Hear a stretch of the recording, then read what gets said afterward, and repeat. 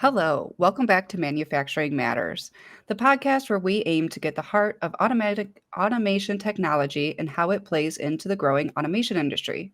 My name's Amanda Del Buono with Tech B2B Marketing, and today I'm joined by Morgan Chang, U.S. Business Development Manager at LexxPluss.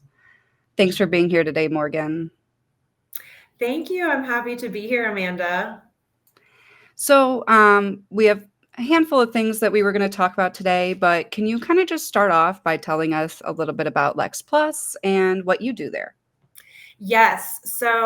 Again, my name is Morgan Chang. I am the U.S. Business Development Manager.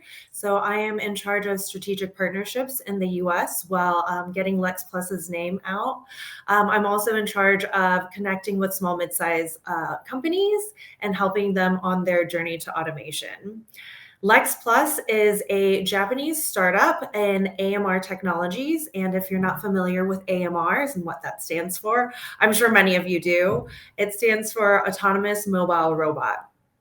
And these robots, if you imagine kind of like a Roomba, but much larger, and instead of vacuuming, they help people in automation move products from one area to another. And LexxPluss was founded in 2020. Our co-founder was doing business researching in autonomous driving technology. And in Japan, he also noticed there was a need for more automated services. He noticed in the manufacturing world, many of the tasks were still very manual. And in Japan, like in the US, there is a severe labor shortage, and he wanted to see how he could use this autonomous driving technology he was working on to help Japan with those labor issues. Awesome. So I kind of want to start with, our conversation on women in automation and manufacturing. It's been a discussion that I've been having with several people, and you and I met at Business Forum, and then we got to see each other at Automate's Women's Empowerment event just last week. But I was curious, to kind of kick that off, what kind of brought you into automation and robotics? From our previous conversations, I know you were kind of working in other industries as well. Yeah, so I kind of fell into the industry. So back in about 2020, I was working at a solar energy startup, navigating both as a sales manager and a project manager, as one does in a startup, wearing multiple hats. And I didn't really know anything about manufacturing, anything about automation. The only thing I knew about robotics was kind of Boston Dynamics, the like crazy dancing robots. But the world kind of came to a pause because of the global pandemic, and the solar industry kind of slowed down. So during this time, my founder of the company decided he was also wanting to get into the automation space. And given my STEM background, he asked if I was interested in being a part of this organization. At first, I wasn't sure. I kind of helped out when I could during my free time. And then we got our first big project where we were building a automatic sheeter, and I was basically the first technical person to join, and I had to build, integrate, program this machine to work. And I fell in love with the automation world since then. From there, I worked on collaborative robots, and now I'm in autonomous mobile robots. So it's been a weird journey, but I'm excited that I took on this opportunity, or else I never would have known how much I loved this industry. Yeah, absolutely. Um, how does I know we talked a little bit about some experiences as a female in automation.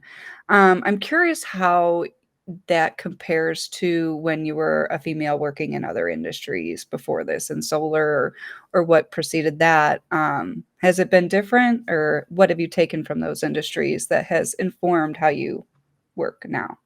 So it's been completely different. I have a passion for retail. I am always doing retail part time, and the retail environment is very, very female oriented. Um, So going from a very female oriented environment to even like just any type of technical sales role whether that's solar sales or in the automation world, or even when I was in school studying informatics, it's a different realm because you go from being the majority to the minority. It does have a different atmosphere to it, but I do find it very fulfilling and challenging. I do like, especially in the automation world, connecting with other women who are in this industry who have gone through the struggles of sometimes being the only woman in the room or the only technical woman present. It's really rewarding to see how they've overcome these challenges and grown, and it's inspired me to continue pursuing this path and learning from them and continually growing. I hope that I can also inspire other women in STEM or girls in STEM to pursue a career in STEM and especially automation. I've just had so much fun in this industry. I also feel like the community, both the women and the men, the community in general in the automation world is very supportive. We are a group of people who are excited to learn and discover new things to become more innovative and ease the human lives. Yeah, yeah, it is true. I always think I'm like it's one of the things I love about this industry and especially from reporting on it is the people in it really love what they do and they love talking about it, which was nice when you're, back in my journalism days. It makes writing an article easy when people want to be interviewed. Um, but kind of playing on that, what you were talking about with hearing some of your predecessors in this industry, who were the only female in the room having these conversations. Um, you and I think, have kind of been together in having our first experiences at Business Forum and then at Automate over the last year or so. And it's been interesting because I understand that these are the first year that they've really done much with women in automation. From my perspective, it's like, yeah, like you, like wild, like, oh, well, women have always been in the majority when I've, from my perspective. But hearing that this was the first time for them to do this and seeing how many women were there, I was just curious, what was your perception of the Women's Empower Hour at this year's event or, the women's event that we met at Business Forum previously? I absolutely loved it because when I joined my first company working in automation, again, it was COVID. So I was kind of just stuck in my little bubble, in my little realm. I didn't know too many other people in general in automation. And when I did go to customer sites or I would go talk to engineers within that smaller bubble, it was almost all men.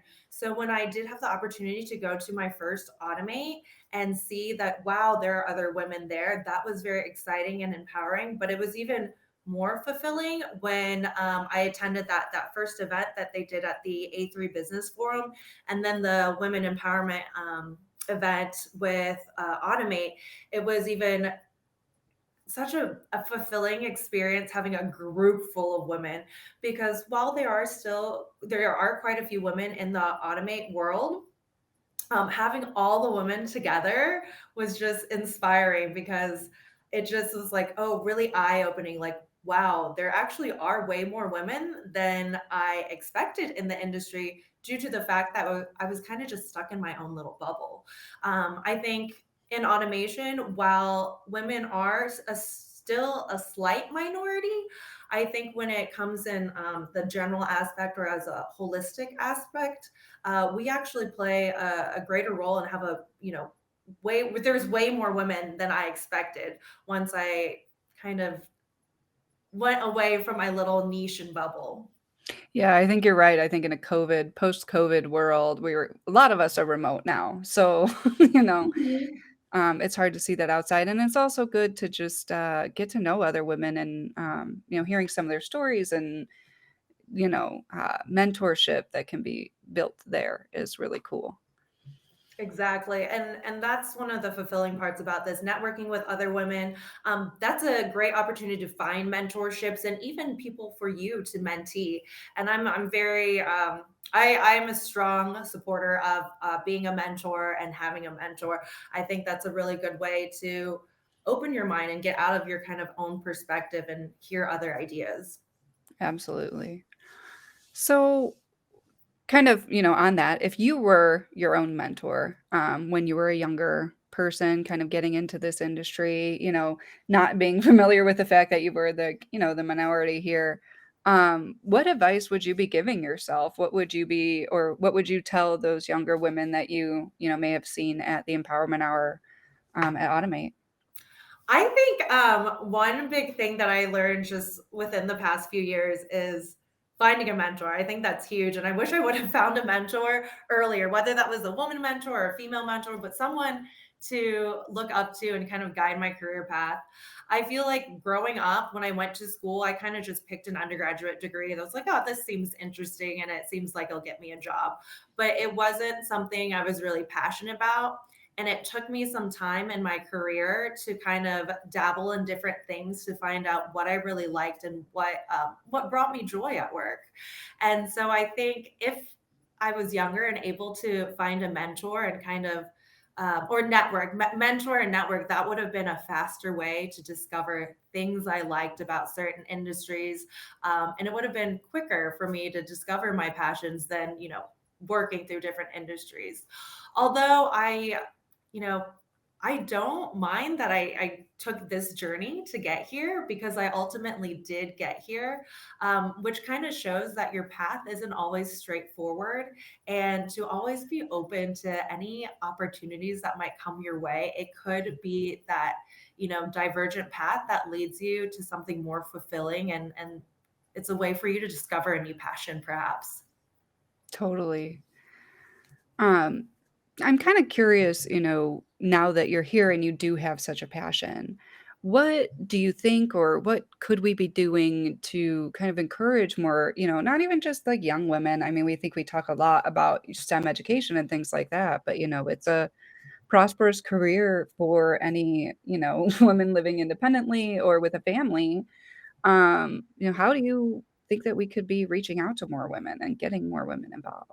I love that we are doing more opportunities like the women networking group, women empowerment. I didn't realize that A3, the business forum that we met, that was one of their first kind of women only events that they did, and I love that. I also think it should be not just women only, but women and allies because I think our allies really help us succeed in the workplace. I think just showing that this is an industry where women can thrive. I liked how we were able to hear at the Women's Empowerment Group at Automate the journey some of these women went and how successful that they are in an industry, even though they aren't the dominant figure. And I think historically, women have been newer in the workforce in general. So when it comes to different industries, it's going to take some time for more and more women to join whatever work industry that is due to, I think, historical events. But I think advocating for diversity and showing that women can be successful is a really good way to encourage other women to either join an industry like this or at least do some research into maybe let me think. Yeah, doing some research maybe into perhaps joining an industry that's not female dominant. Mhm. Yeah. Or maybe something that didn't really think about doing. Sometimes I feel like I remind, like, people like, "Oh, yeah, like, that's" we don't think about the things that happen in the background, right? And I feel like maybe not just women, but I think this, for me, my perspective, this industry in general, I didn't even really think about as an option when I was kind of going to school. Maybe for other people, they knew about this industry and was something that they wanted to get into. But for me, this was something I discovered, and I wish I knew about this industry sooner. Maybe I would have chosen a different career path. But it's it's funny where when people think of tech jobs, they usually think of software or apps. But with how automation is going, I feel like a lot of these automation jobs are the new tech jobs, and it's another avenue as well. Yeah, absolutely. Robotics is also tech and just as cool, whether Exactly. And there are more options than the crazy dancing robots. Sometimes I forget like robotic arms are still robots. Mhm. Yeah, yeah, and there's a lot of different things that I think especially as the younger generation comes up who have been raised with technology from day one, it'll be interesting to see how they start looking at applying it in different ways than even, we haven't thought about. Exactly. And, technology changes so fast. There could be something that comes out, the next 10 years that we could not even, fathom. Mhm. Well, kind of on, this discussion, I kind of wanted to switch gears a little bit since we're right off the heels of Automate. And LexxPluss launched some new rebranded products at the event. So, can you tell me a little bit about those and how was their reception? Yes, so this was my first time being with LexxPluss at Automate, and I thought the reception was received quite well. We debuted one of our products, which was originally called the Wani Gripper. We had originally designed it and debuted it in Japan first, and the Wani Gripper in Japan had it resonated well because Wani stood for crocodile, and it described the way the gripper kind of latches onto carts to allow the AMR to tug different cargo. However, in the US, people don't know what Wani means. So we decided to do a rebranding and renaming of it to the Lex Tug, which very self-explanatory. When you hear it, you kind of know what that item does. And again, it's an attachment with the AMR, allows you to attached to most carts with little to no modification. So it can also allow the AMR to tow up to about 500 kilograms, which I think is a little over 1,000 pounds. And there was a lot of interest specifically in that product. Awesome. It sounds like it kind of goes into that, flexibility and being able to work with other equipment that's on the floor, right? E- Exactly. So the reason we kind of developed that was because in the logistics world in Japan, there are many distributors that have the same type of cart, and they have hundreds and hundreds of these carts. And it would have been very inconvenient for them to add some sort of adapter plate so that the AMRs can tunnel through them. And they didn't want to switch out their carts either. They've already made the investments for these carts. So that's what led us into the development of Wani Gripper and now Lex Tug.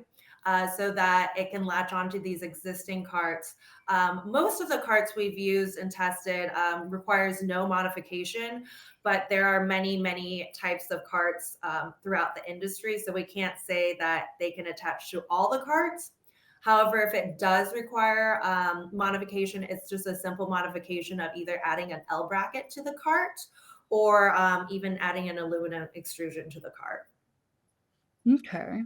Well, this kind of goes into I just had one more, kind of techie question for you. It seems like when we were on the floor, there was a lot of talk about, ease of use, and I think that that's something that um, you guys kind of talk about in interoperability. I was just curious, from Lex Plus's perspective, how important is ease of use and being flexible for, instances like you were just discussing? Yeah, so one of our goals is to make the automation process as smooth as possible for our end users. And that includes, if you're a small, mid-sized enterprise, starting small, maybe starting with one robot at a time and then scaling up because some of these smaller companies can't afford to automate an entire process all at once. It's a big capital expense and it's a big chunk of their time that goes into it. So that's one thing that we really strive for in our product and our definition of automation. We want to solve your problems and ease your lives by solving different pain points. So whether that's starting with one robot and growing, or making different accessories to allow the use of the AMR easier to integrate into your current environment. There's another product that we debuted at Automate, which is called the Lex Hub, we noticed that while AMRs are great tools, sometimes they don't always communicate well in their environments. And we had certain customers that wanted our AMRs to communicate with, elevator doors. In Japan, things grow up versus US, things kind of grow wide. So sometimes our AMRs would have to travel to different levels. And so the Lex Hub helps us connect with IOs and PLCs to connect to other devices in the AMR's environment. We're continually doing development on our product to make it easier and easier to use, because the easier a product is to use, the less of a barrier to entry there is for end users to incorporate automation into their facilities. Yeah. The Lex Hub is really interesting. Does that integrate with other, OEMs, PLCs and Yes. scanners and things like that? Is that a So easy interoperability? Exactly. It allows for our AMR to communicate through PLC devices. And we've tested it with a variety of PLC devices. So it does not require a specific brand. Okay. And then through there, we've noticed in many of the manufacturing worlds, things are still communicated with PLC. Yeah. And so the Lex Hub allows us to do that. However, we still have, which many AMRs do, API integration as well. Okay. Yeah. So Very we have cool. the opportunity to do both.